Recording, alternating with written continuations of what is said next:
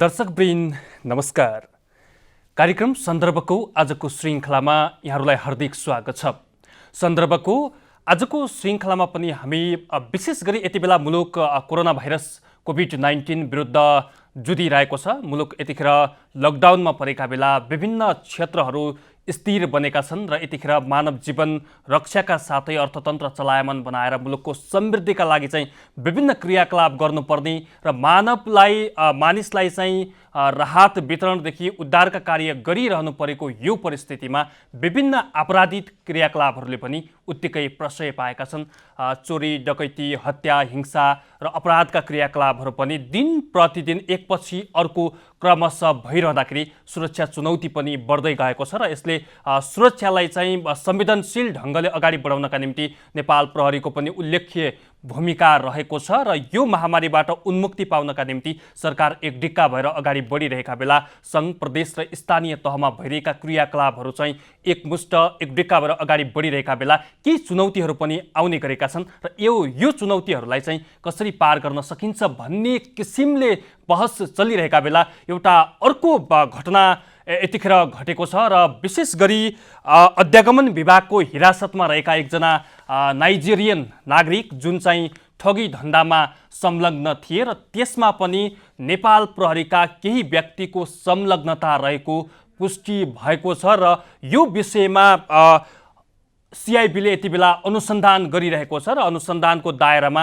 7 जना प्रहरी आएका छन् र ती प्रहरीहरूलाई चाहिँ कसरी अनुसन्धान प्रक्रिया अगाडि बढाइएको छ, यो सफलता सिआइबीले कसरी हात पार्यो, यिनै विषयमा आज हामी कुराकानी गर्नेछौँ। र अन्तमा चाहिँ धेरै जनमानसको एउटा जिज्ञासाको विषय कञ्चनपुरको भीमदत्त नगरपालिकामा घटेको घटना निर्मला हत्या प्रकरणमा अनुसन्धान के कसरी अगाडि बढिरहेको छ, छोटोमा हामी एक दुईवटा प्रश्न चाहिँ त्यसमा पनि जवाब दिने प्रयास गर्नेछौँ। उहाँसँग भएको जानकारी चाहिँ यहाँ हाम्रा दर्शकहरूलाई देखाउने प्रयास गर्नेछौँ।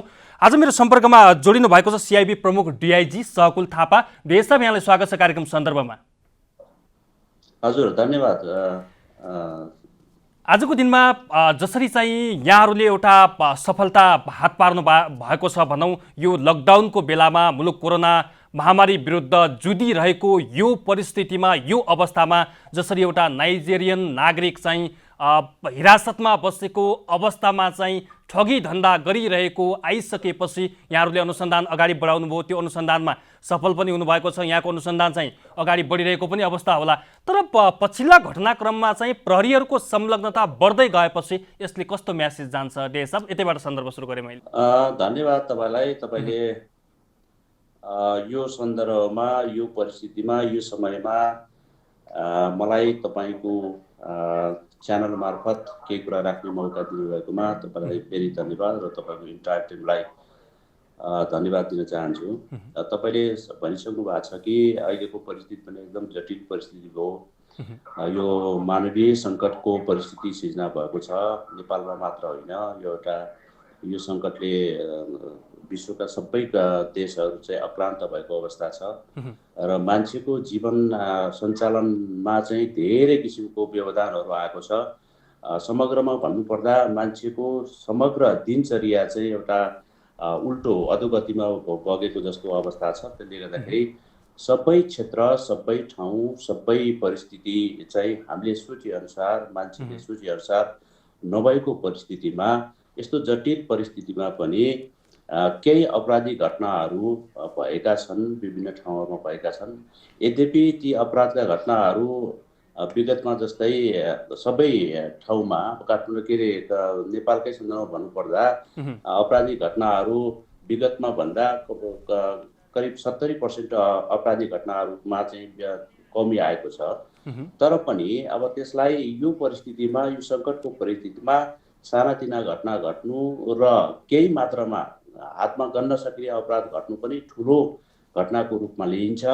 जहाँसम्म तपाईँले कुरा उठाउनु भयो, एकजना नाइजेरियन नागरिक चाहिँ अहिले अध्यागमनको हिरासतमा रहेको र त्यो परिस्थितिमा पनि उसले कस्टडीभित्रैबाट पनि यस्तो जटिल परिस्थितिमा, यसको सङ्कटको घडीमा पनि त्यो सङ्कट झेलिएका मान्छेलाई नै ठग्न चाहिँ लागेको र ती ठगीमा मुछिएको हुनाले त्यसतर्फ हामीले चाहिँ जुन किसिमको जुन ढङ्गबाट हामीलाई सूचना प्राप्त भयो त्यो सूचनाको आधारमा चाहिँ हामीले अनुसन्धान गर्दै जाँदाखेरि अहिले त्यो संदिग्ध भनेको अथवा के अरे सस्पेक्ट भनेको चाहिँ अध्यागमन विभागको चाहिँ हिरासतमा रहेछ।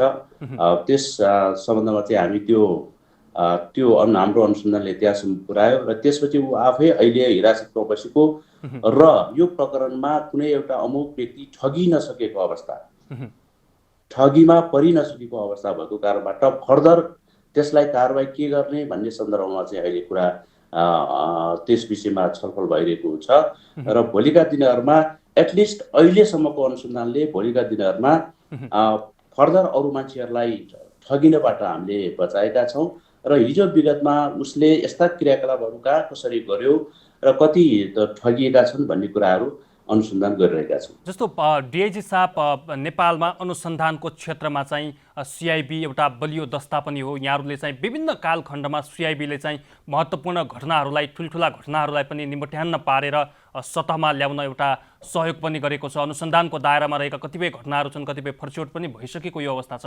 यसमा चाहिँ नेपाल प्रहरीकै संलग्नता हुनु, यहाँहरूले चाहिँ छानबिनका निम्ति चाहिँ प्रहरीलाई समेत 7 जना प्रहरीलाई निलम्बन समेत गरिसक्नु भएको अवस्था छ। यो प्रक्रिया, यो क्रम चाहिँ किन बढिरहेको छ? यसलाई कसरी लिनु भएको छ यहाँले? होइन, यो क्रम बढेको छ भनेर तपाईँले भनिरहँदा म तपाईँका कुराहरूलाई, सबै कुराहरूलाई चाहिँ म सहमत हुनुको, तपाईँको कुराप्रति म सहमत हुन सक्दिनँ। यदाकदा कुनै पनि सङ्गठन, कुनै पनि व्यक्ति, कुनै पनि समाजमा सबै समाजका व्यक्ति अथवा समूह एकै प्रकारका हुन्छन्, एकै प्रकारको विचार, एकै प्रकारको क्रियाकलाप हुन्छ भन्ने कुराहरू चाहिँ हामी ती कुराहरूमा चाहिँ विश्वस्त हुन सक्दैनौँ।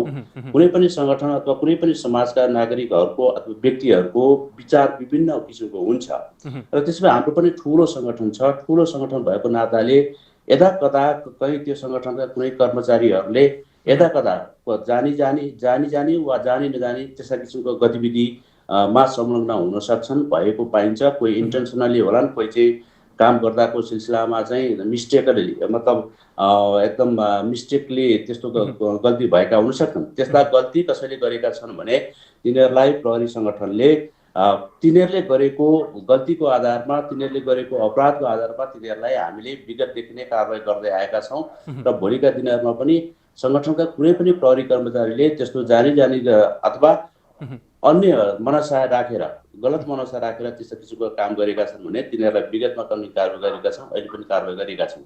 जहाँसम्म तपाईँले भनेअनुसार बढ्दै गएको होइन, अब त्यस्तो किसिमको घटनाहरू। मैले तपाईँलाई अलिकति स्मरण मात्रै गराउन चाहेको, सुन काण्डदेखि अहिलेसम्म आउँदाखेरि केही अधिकारीहरू चाहिँ सुरक्षाकर्मी नै त्यहाँ संलग्न भएको यो घटनाक्रमले चाहिँ यसलाई घटाएको भन्ने कि बढाएको भन्ने कि यो किन यस्तो संलग्नता भइरहेको छ भन्न खोजेको? होइन, मैले भने तपाईँलाई कुनै पनि सङ्गठनमा कुनै पनि एउटा के अरे उसमा चाहिँ यदाकदा 1-2 जना व्यक्तिले गल्ती गर्न सक्छन्, त्यसले समग्र सङ्गठनलाई चाहिँ असर पुर्याउँछ। त्यसले हामीले पनि त्यो असर भयो, मतलब त्यो असरको कारणबाट अथवा त्यस्तो किसिमको गल्तीको कारणबाट समग्र नेपाल प्रहरी बदनाम भएको अवस्थामा तिनीहरूलाई चाहिँ करेक्सन गर्न हिजोदेखि नै हामीले ट्रेनिङदेखि लिएर तिनीहरूलाई चेतावनी गर्ने अथवा तिनीहरूलाई करेक्सन गर्ने हरेक उपायहरू अवलम्बन गर्दै आएको अवस्था छ र अहिलेको यो स्थितिमा पनि उनीहरूको पनि केही संलग्नता जस्तो देखियो। संलग्नता भने मतलब उसलाई सघाएको जस्तो हामीले भान परेर तिनीहरूलाई चाहिँ तुरन्त कारबाहीको दायरामा ल्याएछौँ। भोलि तिनीहरूलाई कारबाही हुन्छ र जसले जुन ढङ्गबाट, जुन मात्रामा उनीहरूले कारबाही, मतलब त्यो त्यसमा संलग्नता देखिन्छ त्यही अनुसार हामीले कारबाही गर्छौँ।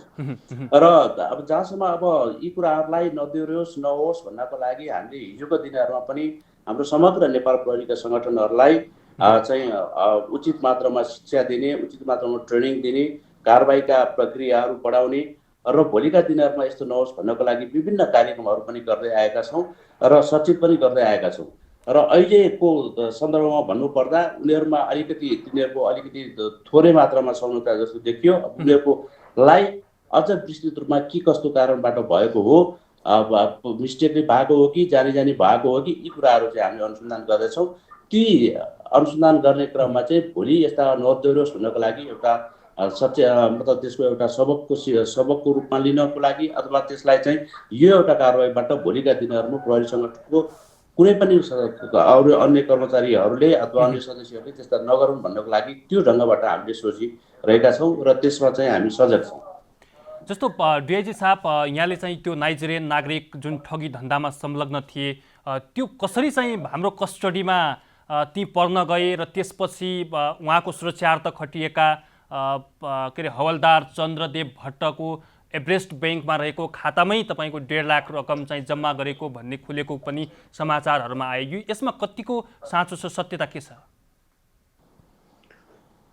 होइन, यस्तो छ के भने ती नाइजेरियन नागरिक चाहिँ विगत 3-4 महिना अगाडिदेखि अहिले अध्यागमनको कस्टडीमा रहेछन्। उसको ब्याकग्राउन्ड हेर्दाखेरि ऊ चाहिँ पटक पटक गरेर 2 पटक गरेर लागु औषध धन्दामा कारोबारमा उनी संलग्न भएको र त्यही अनुसार उसलाई लागु औषध को धन्दामा संलग्न भएको कारणबाट उसलाई चाहिँ सजाय स्वरूप कारागार पठाइएको र कारागारबाट जेल मुक्त भइसकेपछि उसको यहाँ बस्ने अवधि पनि सकेको कारणबाट उसलाई चाहिँ डिपोर्ट गर्ने प्रक्रियामा अध्यागमन लागेको रहेछ। एउटा त्यो डिपोर्टिङको प्रक्रियामा रहँदै लकडाउन पनि भएको र त्यो प्रोसेस चल्दा चल्दै उसलाई पठाउन नसक्ने अवस्था भएको कारणबाट उसलाई त्यो समयको लागि केही समयको लागि भनेर त्यहाँ उहाँको के अरे अध्यागमनको कस्टडीमा राखेको अवस्था छ। अब त्यो कस्टडीमा बस्दा बस्दै अब अहिलेको जुन अब तपाईँले सुने अनुसार नै त्यो एउटा के अरे म चाहिँ अमेरिकन आर्मीमा काम गर्छु, म चाहिँ यसरी के अरे सिरियामा अपरेसन गर्दाको अवस्थामा चाहिँ यति पैसा लाग्यो, त्यो पैसा चाहिँ मैले पठाउन आफ्नो देशमा पठाउन सक्ने अवस्था भएन, त्यसकारण तपाईँको खातामा पठाइदिन्छु, तपाईँको खाता नम्बर दिनुहोस् र त्यो म पठाइदिएको बापत केही सर्टेन कमिसन पाउनुहुन्छ भन्ने आदि इत्यादि व्हाट्सएपबाट कुनै एउटा पीडित व्यक्तिलाई कुरा गरिसकेपछि त्यो पैसा लिने क्रममा चाहिँ ठग्ने क्रममा चाहिँ यो सबै कुराहरू भएको हो। जहाँसम्म तपाईँले त्यो नेपाल प्रहरीको खातामा 1.5 लाख गएको भनेको छ, नेपाल प्रहरीको खातामा 1.5 लाख गइसकेको अवस्था छैन। उसले चाहिँ मात्र अहिलेसम्मको अनुसन्धानमा के छ भनेदेखि हिरासतमा भएको मान्छेहरूलाई कसरी फोन प्रयोग गर्न दिइयो भन्ने सवालमा मात्रै हामीले चाहिँ त्यो पुलिसको कमी कमजोरी देखेको कारणबाट कारबाहीको दायरामा ल्याएका हौँ। डे साहब, तपाईँ भर्खरै मात्र सिआइबीको प्रमुखको जिम्मेवारी सम्हाल्नका निम्ति आउनु भएको छ। करिब करिब मलाई लाग्छ 1 महिना मात्रै भएको छ। धेरै कुराहरू, अनुसन्धानका प्रक्रियाहरू पनि हुन्छन्, अनुसन्धानका पाटाहरू हुन्छन्। तपाईँलाई मैले कति हदसम्म प्रश्न गर्ने र तपाईँले कति जवाब दिने भन्ने कुरालाई पनि मैले ध्यानमा राखेर मध्यनजर गरेर मैले आजको यो सन्दर्भलाई चाहिँ सान्दर्भिक बनाउने प्रयास गरिरहेको छु। अर्को प्रसङ्गमा, जसरी नेपालमा पछिल्लो समय साइबर क्राइमका घटनाहरू घटिरहेका छन्, यहाँ पनि जगजाहेर हुनुहुन्छ। तपाईँ प्रहरीमा सेवानिवृत्त भएको, सेवा दिइरहनु भएको पनि धेरै समय भएको छ। अहिले तपाईँ सिआइबीको अनुसन्धान ब्युरोको प्रमुखको जिम्मेवारी सम्हाल्दै गर्दाखेरि कतिको चुनौती छ नेपालमा साइबर क्राइमका घटनाहरूलाई निम्त्यान्न पार्न, निर्मूल गर्न अर्थात् नियन्त्रण गर्न कतिको चुनौती छ प्रहरीहरूलाई? तपाईँले राम्रो प्रश्न गर्नु भएको छ। अब म चाहिँ यहाँ सिआइबीको प्रमुखको रूपमा हैसियतमा काम गरेको भर्खरै 1 महिना मात्र भएको र योभन्दा अगाडि म एसएसपीको हैसियतमा अपराध महाशाखा काठमाडौँमा प्रमुखको रूपमा रहेको थिएँ। सायद तपाईँलाई यो कुरो पनि जानकारी नै होला। म अपराध महाशाखा टेकुको के अरे कार्य प्रमुखको हैसियतबाट प्रमोसन भएर म सिआइबीमा आएको अवस्था हो। म अपराध महाशाखामा रहँदाखेरि पनि यस्ता साइबरका घटनाहरू, साइबर क्राइमका घटनाहरू थुप्रै आएका थिए र तिनीहरूलाई थुप्रै किसिमका त्यस्ता साइबर अपराधका घटनाहरू हामीले कारबाहीको दायरामा लिएका छौँ र अहिले नेपालमा अलिकति बढ्दो रूपमा भएको भने पनि यो साइबर क्राइम नै हो। अन्य क्राइमहरू अहिले विशेष गरी यो लकडाउनको अवस्थामा त अन्य क्राइमहरू छँदै छैन, फाटाफुटा रूपमा मात्र क्राइम भएको अवस्था छ र त्यो क्राइम भएको केही छ भने साइबर क्राइम मात्रै भएको थियो र त्यसमा हामीले धेरै मात्रामा कारबाही गरेको पनि अवस्था छ र अहिले हामीले करिब 1-1.5 वर्ष भयो, 1 वर्षको अवधि जति भयो होला, यो बढ्दो साइबर क्राइमलाई चाहिँ नियन्त्रण गर्नको लागि, कारबाहीको दायरामा ल्याउनको लागि, यसलाई न्यूनीकरण गर्नको लागि चाहिँ अहिले प्रहरी सङ्गठनको एउटा साइबर ब्युरो भनेर जुन एउटा स्पेसल एसएसपीले कमान्ड गर्ने एउटा छुट्टै साइबर क्राइम मात्रै हेर्ने हिसाबमा साइबर ब्युरोको स्थापना भएको छ। त्यो साइबर ब्युरोले पनि थुप्रै कामहरू यस्तो गरिसकेको छ। नेपालमा साइबर क्राइम बढ्दो रूपमा भएको हुनाले यसलाई नियन्त्रण गर्ने, न्यूनीकरण गर्ने र यसलाई कानुनी दायरामा ल्याउनको लागि ऊ भएको छ। र मैले भने अन्य क्राइमको रेसियोमा चाहिँ साइबर क्राइम चाहिँ अलिकति बढेको अवस्थामा छ र त्यसलाई स्पेसली साइबर ब्युरोले त्यसलाई कमान्ड गरेको हुन्छ। र त्यसदेखि बाहेक अपराध महाशाखा टेकु छ काठमाडौँमा, त्यो टेकुमा रहेको अपराध महाशाखाले पनि सानातिनाहरू आएका निवेदनहरूलाई सम्बोधन गर्ने र साइबर अपराधको चाहिँ उसले पनि हेर्ने भएको हुनाले त्यहाँ पनि छ। र यो साइबर ब्युरो बन्नुभन्दा अगाडि यो सिआइबीमा पनि एउटा छुट्टै पिलर साइबर क्राइम हेर्ने एउटा छुट्टै पिलरको रूपमा काम गर्दै आएको अवस्था थियो। त्यस बेलामा पनि साइबर क्राइम मतलब सिआइबीभित्र रहेको साइबर क्राइम पिलरले थुप्रै कामहरू गरेको छ। र भोलिका दिनहरूमा यो साइबर अपराध जे जति रूपमा साइबर अपराधहरू गर्छन् तिनीहरूलाई नियन्त्रण गर्नको लागि अहिले विशेष गरी विशेष ब्युरो साइबर ब्युरो भोटाइटीले हेर्छ र त्यसपछि महाशाखाले हेर्छ। र साइबर क्राइम मैले पनि भने अघि पनि भने अलिकति बढ्दो रूपमा छ। यसलाई नियन्त्रण गर्नको लागि विभिन्न किसिमको चाहिँ कार्यक्रमहरू सञ्चालन गर्ने, अलि अफेन्सिभ रूपमा प्रहरीले कारबाही गर्दै आएको छ। भोलिका दिनहरूमा यसलाई न्यूनीकरण र नियन्त्रण गर्नको लागि अझ सक्रिय रूपमा अथवा अफेन्सिभ रूपमा काम गर्छ भन्ने कुराहरू म यहाँ तपाईलाई राख्न चाहन्छु। जस्तो डिआइजी साहब जसरी चाहिँ साइबर क्राइमका घटना चाहिँ बढिरहेको भनेर यहाँले पनि जानकारी दिनुभएको छ। साइबर क्राइमका घटना चाहिँ बढ्दै जाँदाखेरि हाम्रो मेकानिजमले चाहिँ इन्टरनेटका माध्यमबाट हुने जति पनि अपराधहरू छन् त्यसको वास्तविकता र त्यसको गहिराइसम्म पुग्नका निम्ति हाम्रा चाहिँ सङ्गठनहरू हामीले चाहिँ प्रयोग गर्ने प्रविधि चाहिँ त्यो मैत्री छ कि छैन। हामीले चाहिँ जस्तो पछिल्लो समय ह्याकरहरूको बिगबिकी बढ्दै गएको छ। यहाँले अस्तिको मात्रै एउटा घटना सुन्नुभयो, परराष्ट्र मन्त्रालयको एउटा वेबसाइटमै भारतीय झन्डा भएको चाहिँ त्यो फिगर चाहिँ छाडेर ह्याकर चाहिँ गएको। यी यावत घटनाहरूलाई चाहिँ हामीले देख्दै पनि हाम्रो मेकानिजमले यो प्रविधि मैत्री अपराधलाई हेर्न सक्ने हैसियत राख्छ कि राख्दैन? के छौँ हामी यसमा चाहिँ स्ट्रङ छौँ कि छैनौँ? अब स्वाभाविक रूपमा तपाईलाई मैले भन्नुपर्दाखेरि अब विदेशको सन्दर्भसँग जोड्ने र एउटा अति विकसित राष्ट्रको जुन अपराध न्यूनीकरण गर्न प्रयोग हुने मतलब प्रविधिहरूसँग तुलना गर्न त पक्कै पनि हामी सक्दैनौँ। किनभने हामी तपाईले पनि महसुस गर्नुभएको होला, हामीले जब यहाँ साइबर इन्टरनेटहरूको प्रयोग भयो, हामीले इन्टरनेटको प्रयोग चाहिँ म्याक्सिमम रूपमा गऱ्यौँ र एकदमै छिटोभन्दा छिटो त्यसलाई फड्को मारेर इन्टरनेटको प्रयोग गर्न थाल्यौँ। र त्यसको प्रयोग गर्दै जति त्यसको प्रयोग बढ्दै गयो त्यसको दुरुपयोगको घटनाहरू पनि धेरै आए। र साइबर जसले इन्टरनेट प्रयोग गर्छ, जसले जुन सोसल मिडियाहरू प्रयोग गर्छ, तिनीहरूलाई कतिपय अवस्थामा चाहिँ आफूले जान्दा नजान्दै अथवा नचाहँदै पनि त्यस्ता कुराहरू सोसल मिडियामा, सोसल साइटमा कुन साइट प्रयोग गर्दा उपयुक्त हुन्छ, कुन मिडियाहरूमा चाहिँ कस्तो किसिमको एप्लिकेसन चलाउँदाखेरि उपयुक्त हुन्छ, यसले गर्दाखेरि मलाई कति घाटा हुन्छ, कति नाफा हुन्छ, अथवा फाइदा बेफाइदा नबुझिकन अथवा त्यसको प्रविधिसँग चाहिँ तपाईँले प्रविधि फ्रेन्डली नभइकन पनि हामीले चाहिँ इन्टरनेट प्रयोग गरेको अवस्था छ, हामीले सोसल मिडिया प्रयोग गरेको छ। र त्यसले गर्दाखेरि जानी नजानी पनि त्यस्ता किसिमको साइबर अपराधसँग सम्बन्धित अथवा साइबर अपराध चाहिँ आकर्षित हुने किसिमका कामहरू हामीबाट भएका छन्। र त्यस्तो हिसाबले त्यो हिसाबले गर्दाखेरि अहिलेसम्मको हाम्रो म अपराध महाशाखामा बसेको पनि अनुभव र मैले त्यहाँ बसेर साइबर अपराध सम्बन्धी धेरै कुराहरू बुझ्दाको अवस्थामा अहिले जुन किसिमले हामीसँग साइबर ब्युरो एउटा स्थापना भएको छ, अपराध महाशाखाले काम गरिरहेको छ, विगतमा यो सिआइबीले पनि साइबर पिलरको रूपमा काम गरेको थियो।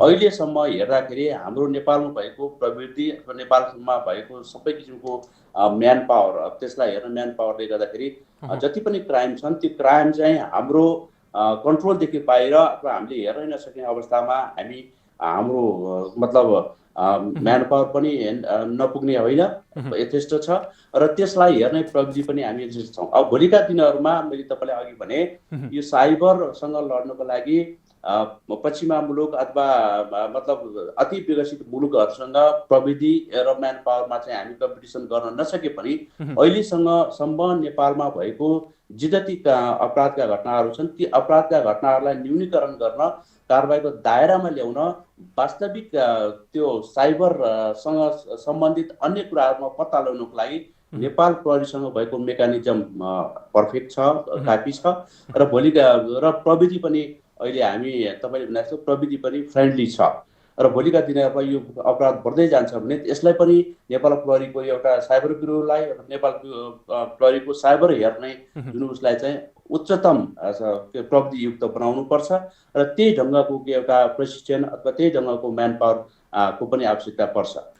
दर्शकवृन्द, आज हामीले विशेष गरी पछिल्लो समय नेपालमा केही मात्रामा बढ्दै गएका हत्या हिंसा अपराधका यी घटनाक्रमहरूलाई कम गर्नका निम्ति सिआइबीको भूमिका कस्तो छ र सिआइबीले के कसरी काम गरिरहेको छ भन्ने विषयमा कुराकानी गऱ्यौँ र हामीले उठाउन खोजेको अर्को विषयवस्तु थियो कञ्चनपुरको भीमदत्त नगरपालिकामा जसरी एउटा अकल्पनीय घटना घट्यो र निर्मला पन्तको हत्यारा अहिलेसम्म पनि पत्ता नलाग्नु र अहिलेसम्म पनि हत्यारालाई चाहिँ कानुनी कठघरामा उभ्याइन नसक्नु अर्थात् सिआइबीको यसमा अनुसन्धान कहाँसम्म पुगेको छ र चाहिँ निलम्बित भएका प्रहरीहरूलाई पुनर्बहाली गर्नेतर्फ चाहिँ कसरी अनुसन्धान अगाडि बढेको छ। अहिले पछिल्लो समय चाहिँ जति पनि देखिएका प्रमाणहरू छन्, हिजोका दिनमा गरिएका अनुसन्धानहरू, हिजोका दिनमा गरिएका सबै अनुसन्धानहरू चाहिँ सफल भएको परिप्रेक्ष्यमा चाहिँ कसरी सिआइबीले काम गरिरहेको छ भन्ने विषयमा हामी छलफल गर्न खोजिरहेका थियौँ र उहाँको सम्बन्ध विच्छेद भएको छ। आगामी दिनमा यिनै विषयहरूलाई उठाउने बाचासहित आजका लागि सन्दर्भको समय सकिएको छ। खेमबम बिदा हुन्छु। नमस्कार।